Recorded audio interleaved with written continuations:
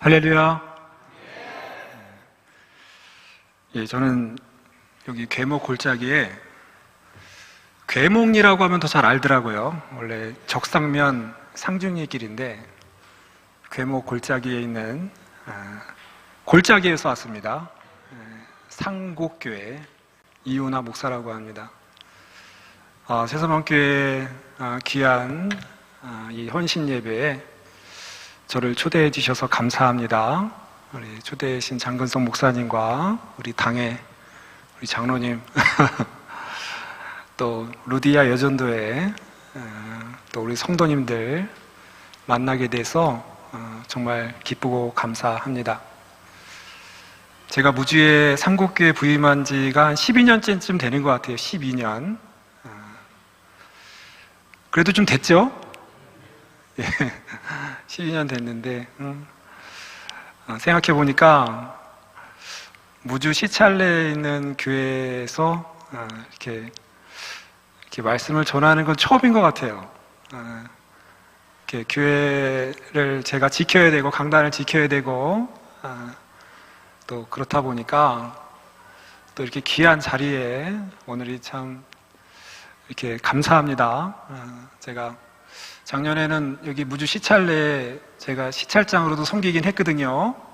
그래서 우리 잘 알죠? 우리 새서방교회 우리 당회원들, 우리 장로님들은 제가 잘 알고 있고 목사님이랑 목사님 제가 참 존경하고 또 우리 참 좋으신 우리 목사님 이렇게 부임하셔서 새서방교회가 계속 이렇게 번창하고 부흥하는 모습을 보니까 참 좋습니다.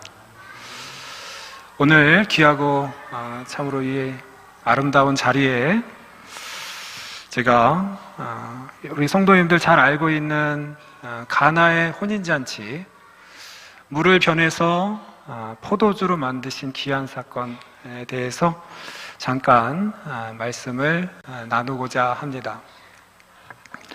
요한복음은 다른 복음서와는 많이 다른 것 같아요.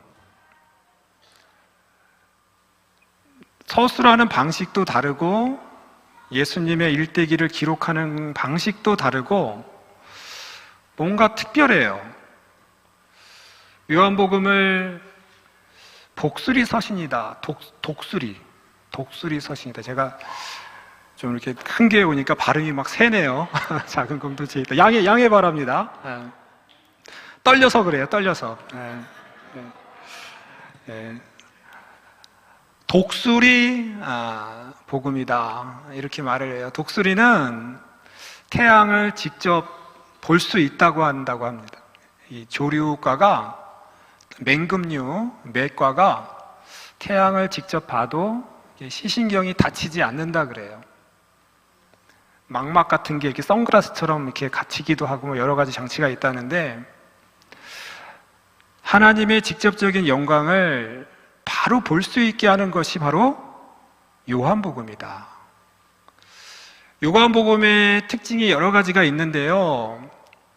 기적에 대해서도 딱 7가지만 얘기하고 굉장히 짜임새 있게 기록되었어요. 특별히 가나의 혼인잔치에서 물이 변해서 포도주가 되는 이 기적, 이것을 요한복음의 첫 번째 기적으로 기록했습니다. 의도가 있다는 거예요, 의도. 7가지 기적 중에 왜 물이 변해서 포도주가 되는, 어떻게 보면 예수님이 행하신 많은 기적 중에 좀 작아 보이는 기적인데 왜 요한은 그 기적을 가장 첫 번째로 놓았을까 하는 궁금증입니다. 우리가 잘 알듯이 이 가나의 혼인잔치는 예수님의 어머니가 함께 있는 자리였어요. 포도주가 떨어지자 예수님의 어머니는 먼저 예수님께 포도주가 떨어졌습니다. 예수님은 내 때가 아직 이르러지 않았습니다 라고 무심하게 대답을 하셨는데 어머니는 알았어요. 무언가 하실 것이다. 하인들에게 시키는 대로 해달라. 예수님께서 정결 예식에 사용하는 돌 항아리, 그 돌 항아리에 다 채워라. 손을 씻거나 예식에 참여하기 위해서 사용하는 그 돌 항아리, 그 동아리 항아리에다가 물을 채워라. 하인들은 물을 채웠습니다. 그리고 그것을 떠서 연회장에게 갖다 주어라. 그것이 떴는데 어디서 변화됐는지 모르지만 하여튼 갖다 주는 사이에 그것이 물이 포도주가 되었더라. 할렐루야. 자, 우리 여러분들이 잘 알고 있는 가나의 혼인잔치에서 일어난 일입니다. 자, 오늘 말씀을 통해서 왜 요한은 이 사건을, 이 표적 사건을 첫 번째로 기록했는가? 첫 번째는 굉장히 중요한 사건입니다. 의미가 있는 거예요. 왜 첫 번째 기록을 했을까요? 자, 두 가지 이유를 함께 나누고 싶은데요. 첫 번째는 따라하겠습니다. 혼인잔치에 포도주는 예수님의 뭐뭐이었습니다. 뭘까요? 예수님의, 좀 크게, 예수님의, 예? 누가 대답하신 것 같은데? 보혈. 아, 역시 우리 새서명교회 훌륭하십니다. 우리 박수 한번 하시죠. 우리 대답하신 분 감사합니다. 정말 감사합니다. 포도주가 그냥 단순한 술이 아니라 예수님의 보혈이었다라는 것입니다. 오늘 말씀에서 예수님은 어머니에게 여인이여 라고 부릅니다. 여인은 그 당시에 그냥 일반 중년 여성, 그냥 여성들을 가르치는 거예요. 여성이요. 우리말로 보면은 아주머니, 뭐 이렇게도 사용할 수 있는 말이에요. 그러니까 예수님께서는 어머니에게 여인이요, 여성이요. 고대 예수님 시대에는 막 이렇게 불러도 되는 건가요? 아닙니다. 그렇지 않습니다. 어머니를 어머니라고 불러야죠. 왜 여인이여라고 불렀을까? 요한복음 19장에서 보면 예수님께서 십자가에 못 박히셨을 때 한 번 더 불러요. 여인이여. 여인이여 보소서 아들이입니다. 옆에 있는 요한을 가리키면서 이제 내가 아들이 아니라 나의 제자 요한이 어머니를 지켜줄 그 아들입니다. 부탁하는 거예요. 예수님께서 공생애를 처음 시작하는 첫 예수님이 어머니를 부르는 호칭은 여인이었고, 예수님께서 공생애를 마치시면서 십자가에서 돌아가시면서 그 어머니에게 부르는 호칭도 여인이었습니다. 이제 예수님께서 공생애를 시작하면서 어머니, 이제 저는 아들로 여기지 말아 주십시오. 저는 하나님의 부름을 받은 이제 하나님의 일을 해야 되는, 인류의 죄를 사하기 위한 하나님의 양으로서의 사명을 감당해야 됩니다. 일종의 선긋기라고 할 수 있습니다. 나는 이제 공생애를 해야 되겠습니다. 그런데 아직 나에게 때가 이르지 아니하였습니다. 여인이 아직 나에게 아직 때가 이르지 아니하였습니다. 아니, 포도주를 변화시키고 이런 사건을 거창하게, 무슨 내가 포도주를 변화시키는 때까지 얘기하시면서 그렇게 거창하게 얘기를 하셨을까요? 이것이 바로 요한복음의 의도라는 것이죠. 요한복음의 의도. 약간 선문답처럼 예수님은 여인이요, 내 때가 아직 이르지 않으냐였습니다. 때를 얘기하는 거예요. 때를. 그러니까 이 포도주로 변화시키는 이 사건에는 예수님이 무언가 의미를 담고 있다라는 것입니다. 단순히 포도주를 변화시키는 게 아니라 포도주가 떨어진 그 상황 가운데, 잔치에서 가장 기쁨을 나타내는 이 포도주가 떨어진 가운데 포도주를 내가 채우겠습니다. 내가 보충해야 되겠습니다. 근데 아직 때는 이르지 않았다는 거예요. 예수님께서 내가 아직 이 세상의 만민을 위해서 포도주를 채울 때가, 나의 포도주, 나의 피를 흘려서 이 세상을 보충할 때는 이르지 아니했다라는 것입니다. 그러므로 이 가나의 혼인잔치의 포도주는 그냥 포도주가 아니에요. 예수님의 어머니는 단순히 포도주가 떨어졌습니다라고 부탁했지만 예수님이 생각할 때 예수님께서 포도주는 자기가 십자가에서 흘리시는 보혈, 그것을 통해서 온 백성, 온 만민을 위해서 그들의 부족함을, 그들의 구원을 위해서 흘려야 되는 보혈이라고 예수님께서는 말씀하셨다라는 것입니다. 요한복음 19장 34절을 보면 그중 한 군인이 창으로 옆구리를 찌르니 곧 피와 물이 나오더라. 요한복음 19장에서 성취된 거예요. 십자가상에서 예수님의 때가 이루어진 것입니다. 그때에는 진짜 포도주, 진짜 보혈을 예수님께서 흘리셨고 그 십자가의 보혈로 온 세상이 갈구하는, 온 세상이 정말로 간절히 원하는 포도주가 아니라 진짜 보혈, 예수님의 보혈로 이 혼인잔치가 이루어졌다라는 것입니다. 자, 두 번째 따라하겠습니다. 둘째, 혼인잔치에서 좀 따라해 주시면 감사하겠습니다. 혼인잔치에서 예수님의 영광을 나타내었습니다. 자, 두 번째, 요한복음이 가나의 혼인잔치를 첫 번째로 기록한 두 번째 이유는 그 잔치가 하나님의 영광을 나타내는 귀한 잔치였다라는 것입니다. 혼인잔치는 예수님 시대, 물론 지금도 그렇지 않습니까? 혼인잔치는 가장 기쁜, 인간이 누리는 기쁨의 잔치입니다.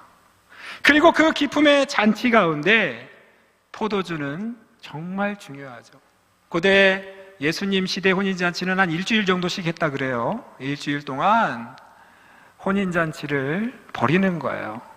그러면 그 혼인잔치를 벌이는 그 식에서는 이 포도주가 특별히 떨어지지 않도록 아주 신경을 많이 썼다라고 합니다. 자, 이 혼인잔치, 그 혼인잔치에서 포도주, 그리고 그 기쁨의 잔치가 바로 예수님께서 함께 하신 잔치. 예수님께서 이 땅에 오셔서 우리에게 주신 가장 큰 선물은 우리의 삶이 잔치로 바꿔주시고 우리의 삶을 기쁨이요 영광스러운 천국잔치로 바꾸어 주셨다라는 것입니다. 이게 바로 가나의 혼인잔치가 우리에게 주는 의미라는 것이죠. 11절 보시면 예수께서 이 표적을 갈릴리 가나에서 행하여 그의 영광을 나타내심에, 그의 영광을 나타내심에, 그의 영광을 나타내셨다라는 것이 바로 가나의 혼인잔치에서 가장 중요한 핵심 구절이다라고 할 수 있겠습니다. 영광, 여기서 그의 영광, 이 영광이라는 단어는 구약 성경에 성막이나 성전이 완공되었을 때 하나님의 영광이 충만했다라고 기록합니다. 출애굽기 40장 34절, 구름이 회막에 덮이고 여호와의 영광이 성막에 충만하며, 성막을 완공한 다음에 하나님의 영광이 성막 가운데 충만했더라. 자, 그리고요, 열왕기상 8장 11절을 보면 솔로몬이 성전을 다 짓고 난 다음에요. 제사장이 그 구름으로 말미암아 능히 서서 섬기지 못하였으니 이는 여호와의 영광이 여호와의 성전에 가득함이었더라. 하나님께서 임재하시는 성막, 하나님께서 긍휼히 여기시고 그의 눈과 귀가 향하는 솔로몬의 성전이 완공되자 하나님의 영광이 그곳에 충만했더라, 가득했더라 라는 것입니다. 자, 요한복음은요, 그 하나님의 영광, 그리고 성전 자체이시고 교회 자체이신 예수님께서 성육신 하셔서 이 땅에 오셨을 때 영광이란 단어를 또 사용합니다. 요한복음 1장 14절이에요. 말씀이 육신이 되어 우리 가운데 거하심에 우리가 그의 영광을 보니 아버지의 독생자의 영광이요 은혜와 진리가 충만하더라. 이렇게 제가 하니까 막 저 앞에 성경 구절도 뜨네요. 참 좋네요. 제가 이렇게 원고를 주지 않았는데도 감사합니다. 이렇게 누가 하시는 분이 있는 것 같아요. 감사합니다. 귀한 구절이잖아요. 요한복음, 우리 예수님께서 육신이 되어 우리 가운데 거하시니 그의 영광을 보니, 하나님께서 그 독생성자 예수님께서 육신으로 이 땅에 오셨을 때 그 영광을 보니 아버지의 독생자의 영광이요 은혜와 진리가 충만하더라. 예수님께서 이 땅에 오신 자체가 하나님의 영광입니다. 그리고 예수님께서 그 혼인잔치에 참석하신 자체가 영광인 거예요. 이제 혼인잔치는 그냥 잔치가 아니에요. 하나님의 영광의 잔치가 되었다는 것입니다. 천국잔치가 되었다라는 거예요. 그래서 그 혼인잔치에 물이 포도주로 변화되고 모든 손님들이, 하객들이 기뻐하며 즐거워하는 그 잔치, 그것이 바로 하나님께서 성막에 임했던 영광, 성전에 임했던 영광, 그리고 혼인잔치에 임했던 영광이었다라는 것이. 요한계시록 19장 9절을 보면 천사가 내게 말하기를 기록하라. 어린 양의 혼인잔치에 청함을 받은 자들이 복이 있도다. 어린 양의 혼인잔치에 청함을 받은 자들이 복이 있도다. 우리는 모두 어린 양의 혼인잔치에 청함을 받은 거룩한 성도들인 줄 믿습니다. 예수님께서 가나의 혼인잔치에서 이제는 어린 양의 혼인잔치로 바꿔주셨습니다. 포도주라는 귀한 기쁨을 상징하는 그 기쁨이 이제 예수님으로 인해서 충만해지고, 우리가 세상 살이할 때 가장 필요한, 정말로 필요한 것은 예수님의 보혈이었습니다. 우리를 살리시고 구원하시고 우리에게 새 생명을 주는 그 보혈이 우리에게 임하면 우리의 모든 근심, 걱정, 우리의 모든 결핍은 사라지게 되는 줄 믿습니다. 이것이 혼인잔치에서 우리가 누리게 되는 예수님의 보혈, 예수님의 십자가의 포도주였다라는 것입니다. 우리는 예수님을 몸으로 하는 교회에서 예배하며 우리가 하나님을 찬양하며 경배합니다. 우리가 예배할 때 예수님께서 우리 예배 가운데 기뻐하시고, 우리가 예배할 때마다 우리 하나님께서 그의 영광을 나타내어 주시는 줄 믿습니다. 우리 새소망교회는 날마다 예배할 때마다 우리 예수님께서 주시는 그의 영광을 나타내어 주는, 어린 양의 혼인잔치, 천국잔치와 같은 기쁨을 누리게 될 줄 믿습니다. 누리는 줄 믿습니다. 오늘 특별히 루디아 여전도에 귀한 헌신 예배를 드리는데, 이 자리는 예수님께서 그의 영광을 나타내시고 우리의 모든 부족함과 결핍과 우리의 연약함을 우리 예수님의 보혈로 채우시고 강건케 하시고, 그리하여 포도주가 풍성한 잔치집처럼 예배를 드리고 나면 기쁘고 즐겁고 새 힘을 얻고, 그렇게 하나님의 영광, 성막에 임했던 영광, 성전에 임했던 영광, 그리고 새소망교회에 늘 가득한 하나님의 영광이 나타나기를 진심으로 축원합니다.